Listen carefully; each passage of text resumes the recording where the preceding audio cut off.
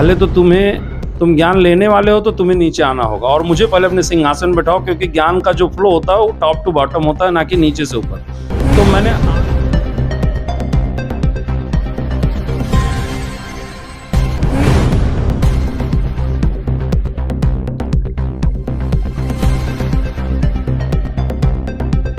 पढ़ेगा तो किसी में अच्छा करेगा, तो ये इसके पीछे ही कारण हो। मैं उस पर तो कभी ध्यान ही नहीं देता कि यूपी कैसा है और सीबीएसई कैसा है और आईसीएसई कैसा है। जो बोर्ड है वो एक हरिवंश राय बच्चन बड़ी अच्छी जो है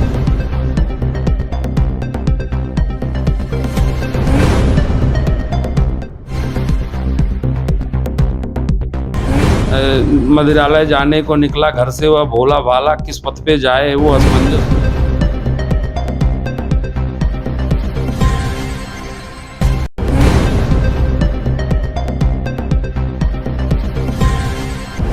इस धरती पर माँ बाप और गुरु, ये तीन लोग ऐसा होता है जो अपनी जिंदगी की कमाई हारने के लिए लगाता है।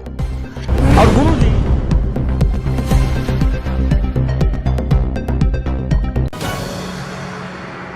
Risky reporters TV.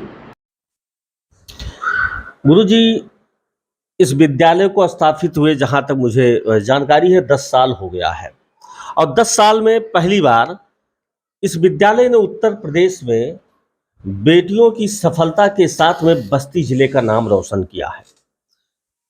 आखिर 10 सालों में आपने किस तरह से रगड़ के गढ़ के और आज ऐसा दिन ले आया जो बस्ती जिले का नाम उत्तर प्रदेश में रोशन हुआ? नहीं, ये कोई मतलब एक अंग्रेजी की बड़ी अच्छी कहावत है कि Rome was not built in a day. एक दिन में रोम का निर्माण नहीं हुआ था, ये कोई एक दिन की बात नहीं थी और ना कोई ये आश्चर्यजनक चीज़ है, क्योंकि इन बच्चों का सेंटर भी यहीं शहर में गया है। तो ये कोई ऐसी हम लोगों के लिए आश्चर्यचकित करने वाली चीज़ भी नहीं थी। इस चीज़ के लिए हम लोग दिन रात लगे थे और पिछले 5, 6, 7 सालों से हर बार डिस्ट्रिक्ट टॉपर हम लोग देते थे। फिर कभी कभी छूट जाते थे, कभी 10 नंबर से, कभी 5 नंबर से। तो हम लोग इस पर एक बड़ी रिसर्च कमेटी बैठाए थे कि हो ना हो इस बार चाहे जैसे उत्तर प्रदेश के पटल पे प्रैक्सिस विद्यापीठ और बस्ती का नाम अंकित करना है, चाहे जैसे। और जो हमारी टीम है वो बहुत ही आप कह सकते हैं बहुत ही श्रमी, बड़े परिश्रमी लोग हैं उसमें और डेडिकेटेड लोग हैं। हमारे जो प्रिंसिपल हैं श्री वागीश त्रिपाठी सर, उनके कुशल निर्देशन में 2 कोऑर्डिनेटर हमारे सतीश मेहता, राजकुमार यादव, उनके कुशल निर्देशन में।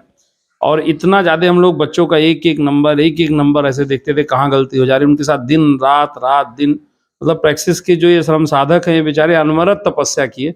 हम लोग तो सोच रहे थे कि ये यूपी टॉप करेंगे, खैर चलिए किसी चीज़ की कोई लिमिट नहीं होती। अभी तक 10वां आ गया तो अब और आगे एक दिन वो भी आएगा कि शायद प्रैक्टिस विद्यापीठ की पताका ये लोग हमारे जो बच्चे हैं ये इतना दूर तक फहराएंगे कि शायद हम यूपी टॉपर में भी हमारा ही बच्चा हो।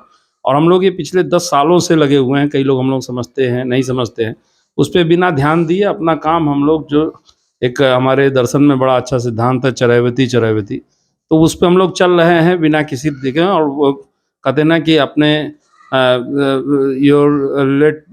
Your action should make noise, तो आपके कार्य आपकी सफलता का शोर मचावें। तो हम लोग ये सोच रहे थे कि बस। और आज आप देखेंगे, आपने बात किया होगा, तो जब हम वहाँ से गिरते हैं टॉपर से, मतलब 96.5% टॉपर का नंबर है जिसका नाम अथर्व श्रीवास्तव है, उससे सिर्फ 1 नंबर कम पाई है वो लड़की प्रतिभा, जिसका रोशनी सिंह, सिर्फ 1 ही नंबर कम पाई है। और इनके 579 नंबर है तो उसके 578 नंबर। और आप देखें तो एक एक नंबर पे हम लोगों के बच्चे बैठे हुए हैं। तो इसके मतलब कि एक रणबांकुरों की पूरी टीम थी कि जो आगे जाना चाहती थी और बहुत ही बहादुरी से लोगों ने बोर्ड परीक्षा के एग्जाम की जो बैतरणी थी उसको पार किया। और हम लोग बड़ा संतुष्ट हैं कि गुरु के लिए उससे अच्छा समय नहीं हो सकता, उससे बड़ी गुरु दक्षिणा नहीं हो सकती कि जब हमारे स्टूडेंट, क्योंकि ये हमारे जो जन्म में, हमारे पिछले जीवन काल में जो चीज़ें हम लोगों से छूटी रह गई हैं, उनके अपने सपनों को इनके अंदर हम पूरा होते देखते हैं। तो इससे सुखद पल कोई जीवन में हो नहीं सकता।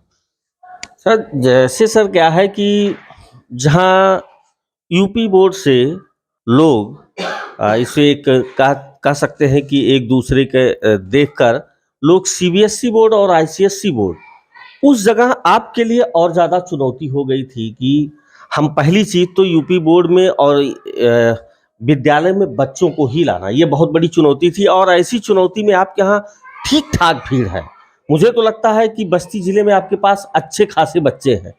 तो इस चुनौती का सामना आप कैसे कर लेते हैं सीबीएसई और आईसीएसई बोर्ड के स्कूलों से? देखिए उसके लिए थोड़ा मूल में थोड़ा पीछे जाना पड़ेगा।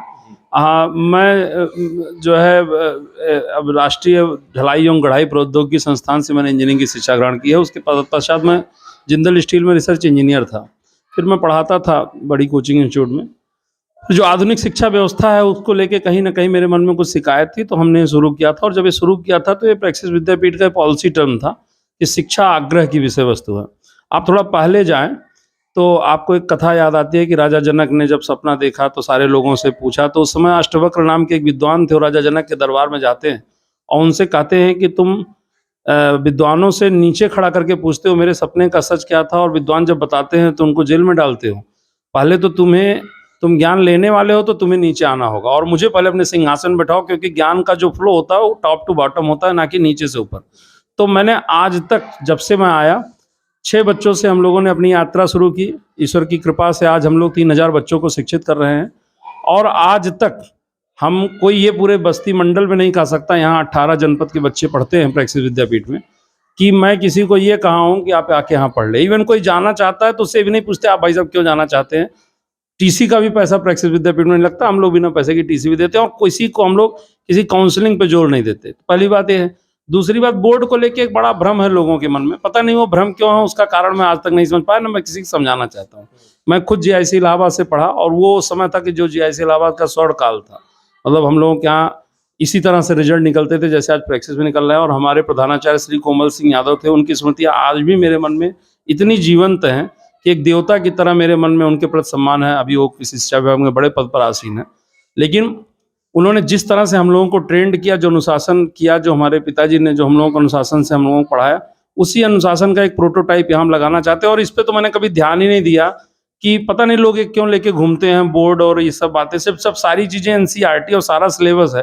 Kinetic energy formula half M B square है, तो वो सीबीएसई में भी वही है, आईसीएसई में भी वो यूपी बोर्ड में ही है। और उसका वही है कि बार बार मैं वही जो कहता हूँ एक बात, कि आंशिक साक्षरता बड़ी खराब स्थिति होती है। ये नीम हकीम खतरे जान, तो ये जो लोग जानते नहीं, जिन्होंने अच्छे से पढ़ाई नहीं की, वही इस पेड़ में पढ़ते हैं। ना सीबीएसई बुरा है, ना यूपी बुरा है, ना आईसीएसई बुरा है। बुरा है कुपड़ होना, अनपढ़ होना भी नहीं बुरा है, लेकिन ये जो कुपड़ की फौज खड़ी हो जा रही है और पता नहीं लोग कहाँ से सब बातें चला दिए हैं, वो चीज़ गड़बड़ है। और कहीं कोई चीज़ बुरा नहीं है। यूपी बोर्ड बहुत अच्छा बोर्ड है। अगर जो आज थोड़ी सी ज़रूरत आज की डेट में अंग्रेजी की है, अंग्रेजी में अगर यूपी बोर्ड पढ़ाया जाए तो इससे बेहतर शायद ही कुछ है। हम तमाम सारी ऐसी चीज़ें जानते हैं जिसका कोई जवाब नहीं दे सकता। हमारे यहाँ यूपी बोर्ड में 9th का बच्चा जो टेक्नोमेट्रिक फार्मूले होते हैं 0 से 180 डिग्री तक की वैल्यू जानता है, जबकि सीबीएसई में 90 डिग्री तक ही बताया जाता है। तो तमाम अर्थों में बढ़िया होता है। और बच्चा पढ़ना अच्छा पढ़ेगा तो सीबीएसई में भी अच्छा करेगा, यूपी में पढ़ेगा, नहीं पढ़ेगा तो किसी में नहीं अच्छा करेगा।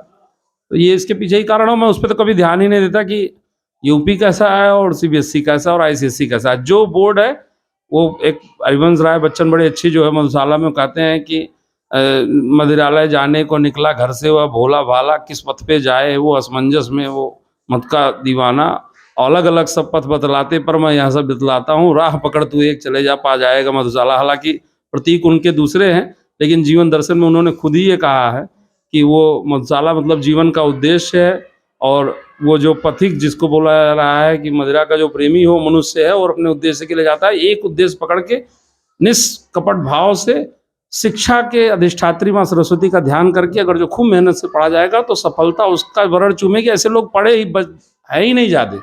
तिरंगा पिक्चर में एक बड़ी अच्छी डायलॉग है कि शेर बच्चे ही नहीं है, उन्हें तो हुकूमत भी मारने की इजाज़त नहीं देती। तो ऐसे लोग ही ज़्यादा नहीं हैं कि जो है खूब अच्छे से पढ़ रहे हों, और जो ऐसे हैं उनको तो हम सर आंखों पे बैठाने के जमाना आप जैसे लोग तैयार हैं। सर आज मैं बच्चों से मिला, बड़ी खुशी थी और उनके अंदर का जो हर्ष था वो फूट फूट कर चेहरे पर दिखाई दे रहा था। लेकिन आप वाला हम जानना चाहते हैं कि आपकी खुशी का स्तर आज क्या है?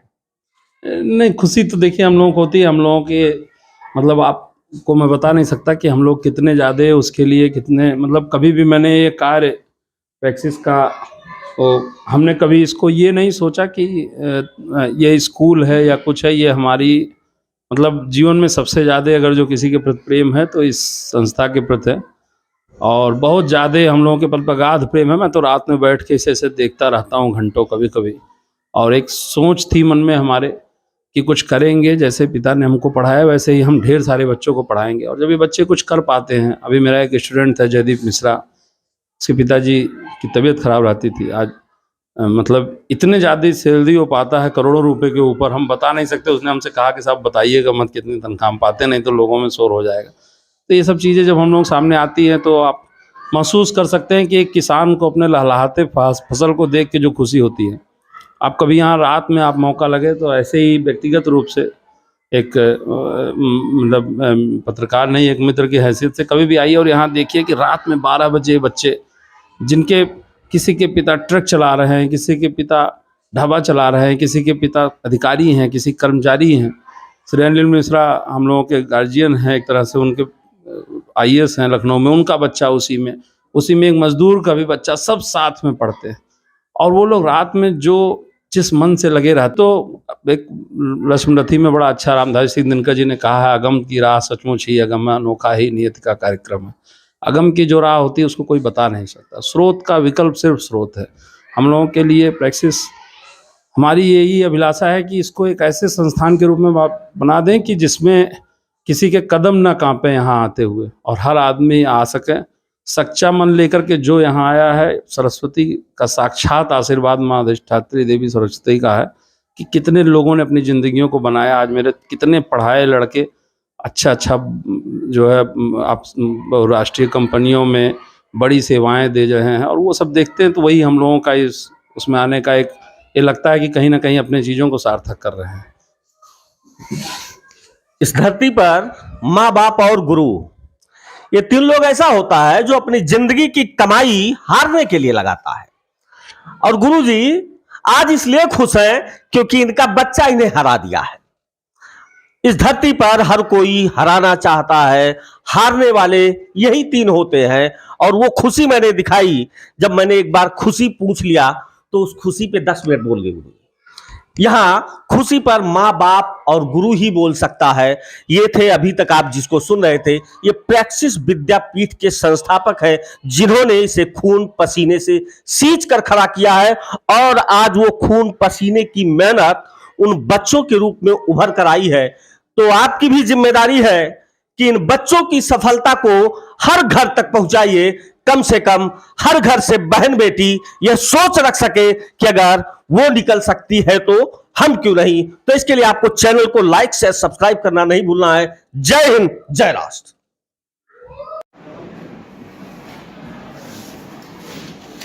ये प्रैक्टिस विद्यापीठ में अथर्व श्रीवास्तव को 96.5% मार्क मिले हैं, जो प्रदेश की मेरिट लिस्ट में इनको 10वें स्थान पर स्थान मिला है। और इसी क्रम में 12वीं का जो परिणाम घोषित हुआ है उसमें आकांक्षा पटेल को 96.6% नंबर मिला है। इनको भी प्रदेश की मेरिट लिस्ट में 10वां स्थान मिला है।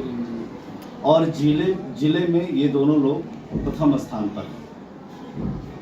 और इस पूरे जो ये सफलता है, इसमें ईश्वर का आशीर्वाद है, इन लोगों का मेहनत है, हमारी पूरी जो प्रैक्टिस टीम का जो काम है, उसके पीछे जो हम लोगों को दिशा निर्देश मिलता है प्रशांत सर का, वो और बाकी जो पूरी टीम है, इस पूरी टीम ने बड़ा ही सफल प्रयास किया है। और जिससे हम लोगों की बहुत दिन से ये इच्छा थी कि हमारे स्कूल का नाम प्रदेश के पटल पर अंकित हो, और आज वो समय बच्चे करके लाए हैं। इस पर पूरा विद्यालय परिवार बहुत ही आज खुशी के माहौल से गुजर रहा है। हम सभी लोग ईश्वर से कामना करते हैं कि ये जो प्रक्रिया है, ये बच्चे आगे और अपना नाम रोशन करें, माँ बाप का नाम रोशन करें और स्कूल का नाम रोशन करें, आगे बढ़ करके देश और समाज की सेवा करें। जहाँ एक तरफ देखा जाता है कि लोगों में जो गार्जियंस हैं उनमें एक क्रेज है कि CBSE पढ़ाएंगे या ICSE पढ़ाएंगे, वहाँ पे यूपी बोर्ड में बच्चे इतना बेहतर काम कर पा रहे हैं, इसके लिए आप लोगों की क्या तैयारियां रहती हैं? देखिए, बोर्ड ये बड़ा भ्रांति है। यहाँ एक बड़े दार्शनिक ने बात कही है कि partial literacy is very dangerous, मतलब आंशिक साक्षरता है बड़ी खतरनाक होती है। आदमी पूरा निरक्षर हो ये ज़्यादा बेहतर स्थिति है वनस्पति की आंशिक साक्षर हो। ये बोर्ड को लेकर एक बड़ी भ्रांति है और सबसे बड़ी समस्या ये है कि हमारे कुछ साथी भी इसमें लिप्त हैं। बोर्ड से कहीं कुछ नहीं होता। आप देखेंगे कि सीबीएसई बोर्ड में भी लड़के बहुत अच्छा करते हैं, यूपी बोर्ड में बच्चे बहुत अच्छा करते हैं, MP board, Bihar board, Jharkhand board, जो सारे बच्चे जो है झारखंड एकेडमिक काउंसिल नाम का एक बोर्ड है, वहाँ हरदम 80% 90% पे स्टेट टॉपर होता है और लड़के हमेशा आईआईटी और नीट जैसी परीक्षाओं में अच्छा करते हैं। ज़्यादा बेहतर ये है कि ज्ञान आधारित शिक्षा है कि नहीं। यदि बच्चों को चीज़ों को अपने तरीके से प्रदर्शित करने की और उसे महसूस करने की क्षमता नहीं है तो ऐसी शिक्षा का कोई अर्थ नहीं है। भले सो सीबीएसई बोर्ड हो, यूपी बोर्ड हो, सब में आज की डेट में गवर्नमेंट ने सिलेबस का एकदम राष्ट्रीयकरण कर दिया है। एनसीईआरटी पैटर्न पर सब लोग पढ़ाए जाते हैं और बहुत अच्छे अच्छे स्कूल आप देखेंगे। गोरखपुर में कार्मेल स्कूल है, कानपुर में एक बहुत अच्छा स्कूल है, सब यूपी बोर्ड से मान्यता प्राप्त है। प्रैक्टिस में हम लोगों ने 12वीं करते हम लोगों के बच्चे 50 बच्चे ऐसे हैं जो आज की डेट में 50 लाख से ऊपर के पैकेज पर काम करते हुए अपने परिवार और समाज का नाम रोशन कर रहे हैं और सबने यूपी बोर्ड से शिक्षा पाई है। तो हमारा यूपी बोर्ड भी बहुत अच्छा है। यहाँ इंग्लिश मीडियम यूपी बोर्ड हम लोग पढ़ाते हैं और उसमें कोई ऐसा कहीं लेस मात्र व्यू नहीं होता है। यह है कि कुछ लोग हमारी बातों से समझ जाते हैं और कुछ बाद में परिणाम से समझते हैं। ठीक है सर, थैंक यू।